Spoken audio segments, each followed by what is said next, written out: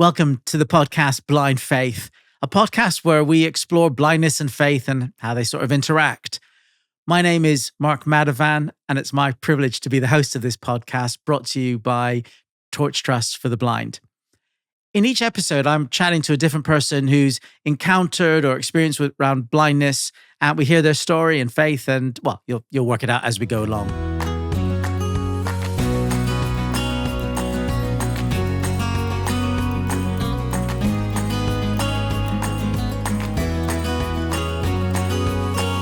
It's my privilege to welcome in this podcast John Seager. So welcome, John. Yes, thank you very much, Mark. It's great to have you here. And so I want to dive straight in. So John, what's your experience around blindness? Well, actually, I was brought up I lived above a chemist shop where my father worked. And my father had and my mother had quite extensive experience of all sorts of people, obviously, with various medical conditions. And that was probably where I came across the first blind people. I remember there was a family at school. There was about 3 or 4 boys, and their father was blind, and he had a very important job as a social worker for the blind. Wow. And so it was, yes. I mean, it was some of those things that it was used to. I mean, all sorts of different people who had various things, as they called them, disabilities, who we would often see. And so obviously blind people we did know. I mean, I knew a few from from churches and things. So you've observed and encountered from a young age people who are blindness, which is actually quite unusual, because I think when I was young, I don't think I knew anyone who was blind when I was young.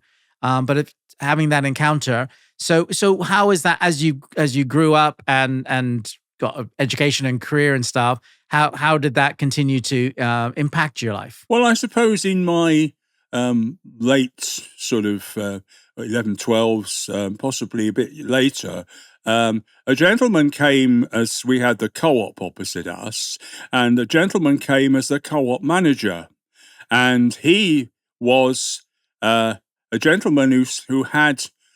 He was Christian, and we were always very pleased to know he was a Christian. And so we had quite a lot to do with him because we were a Christian family. We belonged to a Baptist church, and he used to wear. Well, I think they weren't photochromic like my glasses, but he wore dark glasses, and so we would always see that as a sign of somebody who had a sight problem. Through my parents would tell me, and it turned out that later on he did actually lose his sight. We became good friends with him, and he lost his sight for a while. It came back, but he lost his sight for a while, and as a result. He felt when he had retired that he'd like to form a torch group, a torch, obviously, where people meet to discuss faith, to know the Lord, and sing a few songs, and that was what we used to do in those days. And so we met in a prayer group at the same time. And a retired Baptist minister who used to speak at our church from time to time, his wife had sight loss, and a few other people. We got together and had a prayer group, and as a result, started a torch group in an area where, in our borough, is known as Billericay. Okay. And that was where we started. I was various roles. Transport officer and lots of other different things to start off with. Ended up as leader. We haven't had such a good time in the COVID times as we've lost quite a few people, but we're still. And when I retired from Lloyds Bank, I became regional coordinator for Essex for Torch as a volunteer. So from a young age, you've just had in the realms of friendships and acquaintances of people who are blind, and you seem to have connected a lot. I know you don't suffer from any sight loss yourself, but you've just been very aware of people around you, and you seem to be attracted into helping and connecting with those. Oh, that's right. Yes. Well, it was one of the things that I suppose. Well, as far as I'm concerned, it was my faith in the Lord Jesus and the fact that God has given me a love for people, but also my father was very similar, and he had a very compassionate view of people. Yeah.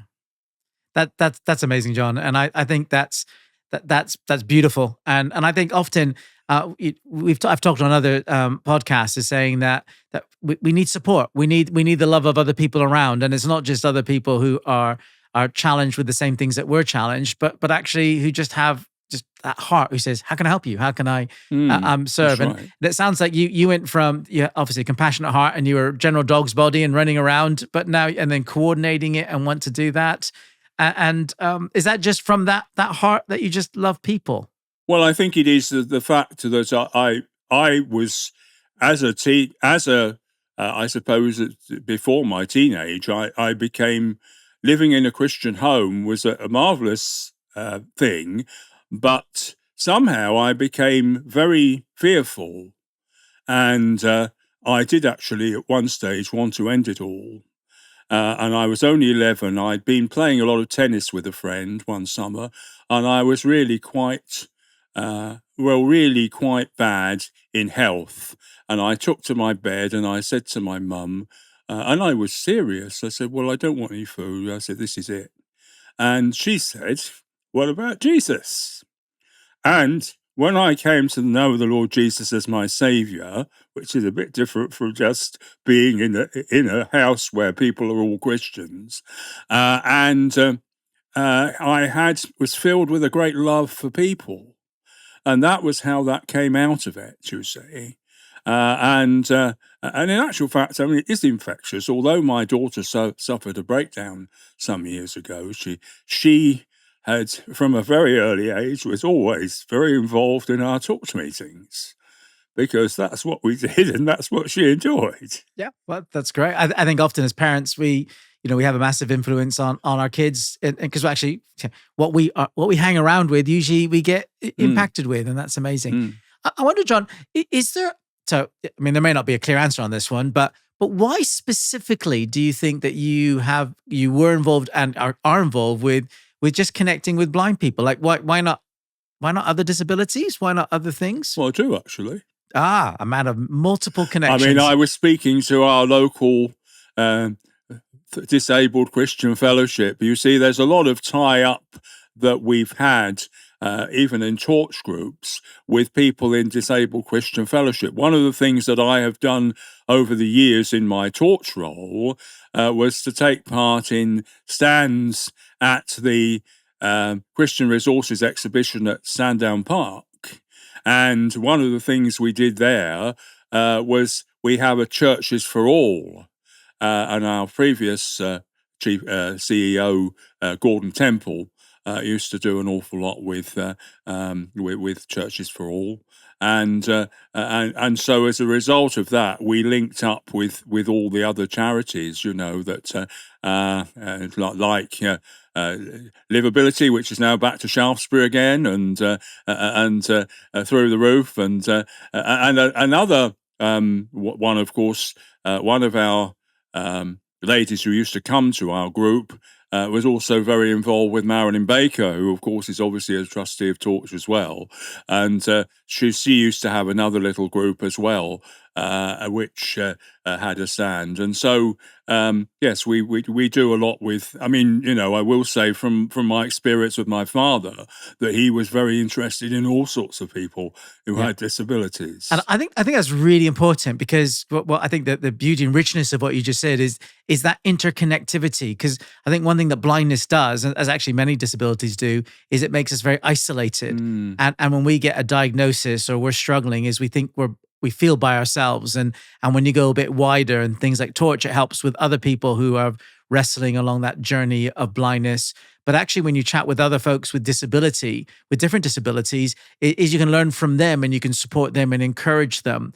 And there's a really interesting verse in 2 Corinthians, I think it is, which it says that the support that we have received is that we're able to help others. That's And right. it's really powerful, but it's actually quite Yes. vague because I think some of the support that we have had in our challenge, and that may be an emotional or a mental, it may be a physical, but then from that support that we have, that we're able to then help others, which it sounds like that you're just passionate to do, and that compassion you show is fantastic. Yeah.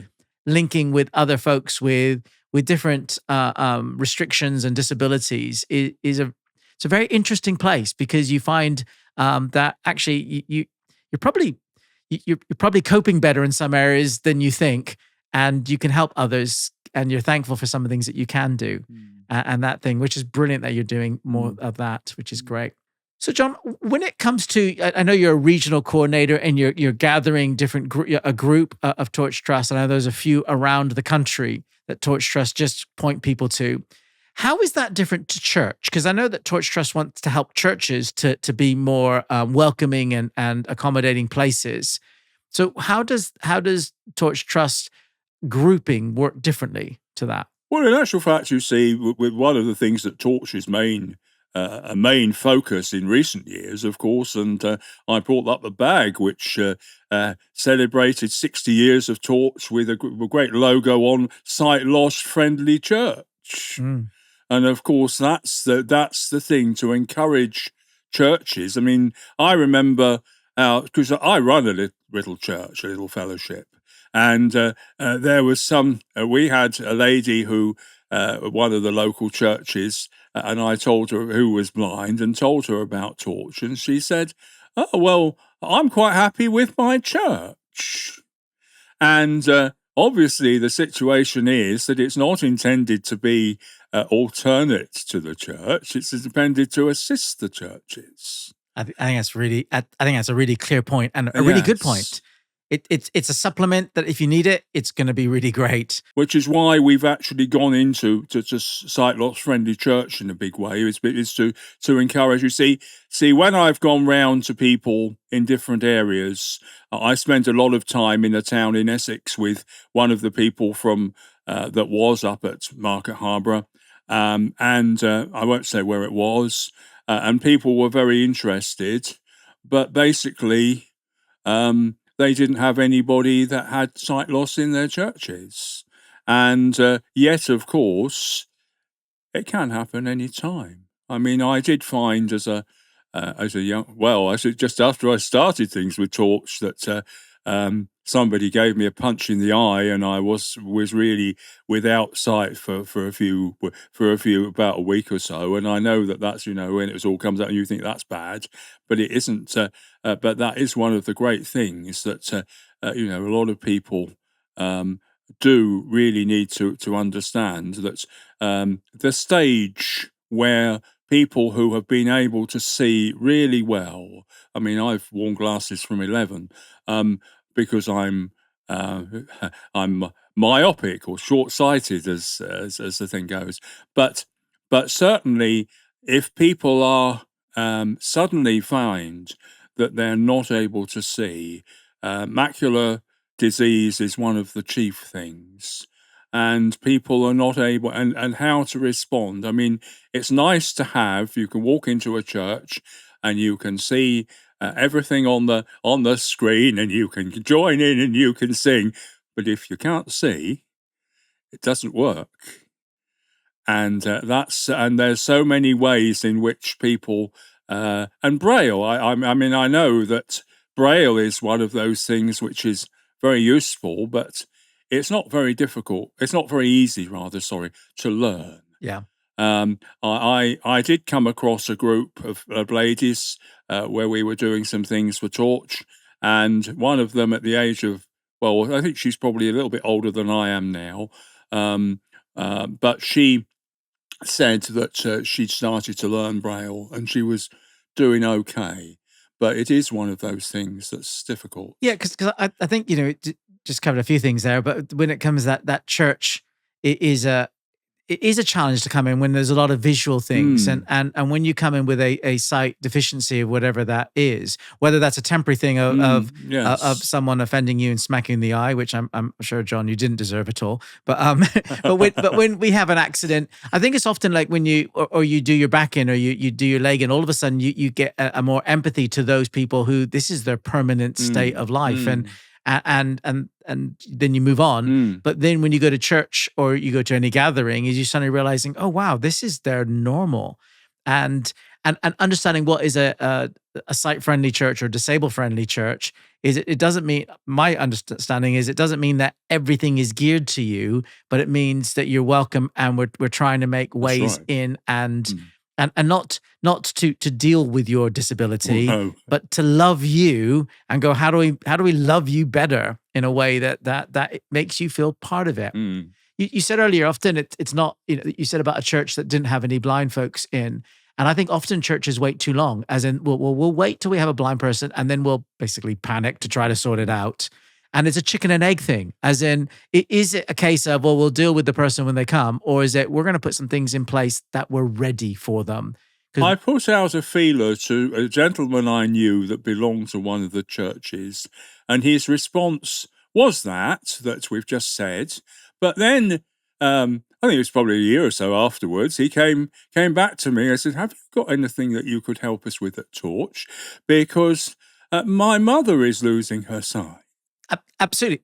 And it comes quickly, and it comes in different ways. And Mm. can I ask you about, because as you said, a lot of those people people who are suffering from sight loss, it tends to be the older generation with macular degeneration and things like that, and some big things. Do you have many younger folks? Because one of the things, when I was first diagnosed when I was blind when I was in my 20s, and I don't want to hang around a bunch of retired folks, because that's just not my normal peer group. And do you have many younger folks connect with your Torch Trust groups and over your years I of think experience? that this has generally been something that I know from some of my colleagues when we've had our conferences over the years in Northern Ireland. They've had quite a lot of success with younger, and I know where we are now in Bristol. There used to be quite a youth torch, I think, that Liz Gould did when she was around in the old days. But I know I went to an exhibition, did a stand at an exhibition for the sensory section of Barking and Dagenham. And on that particular occasion, we were there and we found that there was a young lad. Well, I really mean a young lad. He was 3. He was on his father's shoulder. He was doing a lot more things that I would have done at that age because he couldn't see, but he was happy on his father's shoulder. And he was going to go to a blind school. And obviously, we mentioned about Torch. The links with younger people is obviously something that they always want to try and, well, we always want to try and do. But I think that it is, well, it's the same with a lot of things with young people. Sometimes it really takes off, like certain youth events in nationally and things like this, and sometimes it's and sometimes I think, to be quite honest, we still come back to this thing. There are not a lot of blind people in many of the areas who are really young, where there are Torch groups. But yet, at the same time, having said that, that's how Torch started. Oh, absolutely. I mean, Torch started as a young movement, didn't it? And helping young people. And I think it's fantastic that you're there serving an older generation. But there's also hearing a heart that's saying, we'd love to connect with young people. Yes. I know the new appointment of the CEO of Sarah, who I'm going to be chatting with in a later episode. I think that's a really good movement, and because there's a need there, and we want that heart to embrace them as well. John, we're coming to an end of the time together. I'm asking every guest the same question, so I'm going to put it to you as well. Is if I had a time machine and was able to go back to John at 19 years old, what would you tell that John? What it could do with life or blindness or faith, or, I mean, it doesn't matter what, but what would you, if we time now, press the button and we wish you back, what would you say to young John? Well, I think young John was a Christian then, but I think young John was still quite nervous and fearful in some ways. I was entering into my banking career, and I suppose at 19, I can remember going down to our training centre, Lloyds Bank, which we had down in Surrey, and I can remember that. I learned a bit that things I hadn't known. There was a lot to learn, and it was the same in life. I mean, my Christian life, yes, the church at now was where I was. But things are different, and lots of people have gone. And in fact, we've been we have a situation where we're now meeting at home. But I think it is something that really, yes, at 19, I realise now how little I knew at 19. And I think that's the thing. I'm now 71. So I will now say at this age, I'm still learning. So I guess it's in a nutshell, it's saying to your 19-year-old John is keep learning, keep learning. That's There's right. always more to learn. Yes. John, it's been a delight just to hear not just your story, but your heart, your passion to come alongside and encourage people, because it makes a massive difference. And I think some of our listeners is understanding that even the little things that you're doing, you may not be a coordinator and running things, but just coming alongside, being aware, being welcoming, it makes a difference. And John, it sounds like that's what you've been doing and continue to do, and long may that happen. Thank you for joining us, and thanks, you, listeners, for listening, and I look forward to connecting again with our next episode. If you are living with sight loss or support someone who is, then Torch is here for you. Get in touch at torchtrust.org.